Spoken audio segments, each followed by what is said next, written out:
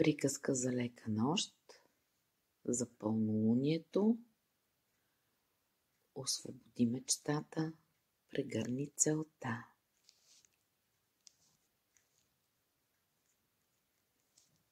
Някъде отвъд шумния свят, в сърцето на Млечния път, имаше едно място, което се разгръщаше само по време на пълнолуние. Наричаше се Лунната глъбина.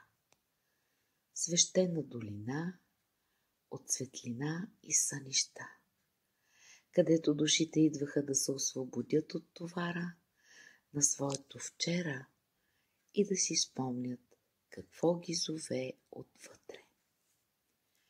Една вечер в такава лунна нощ се появи тя, момичето с очи, пълни със звезди. Наричаше се Амаел. Тя беше носила дълго една мечта в сърцето си, така нежна, че само шепотът на луната можеше да я събуди. Когато пълната луна се изкачи високо над горите, Амаел застана босонога в средата на лунната глъбина. Затвори очи и прошепна: Лунна майко, покрий сега душата ми със своето сияние.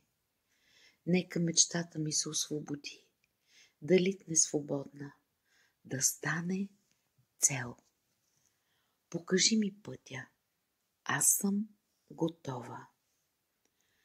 И точно тогава луната разтвори вуала между световете и от нейният лъч се спусна сребърна пеперуда.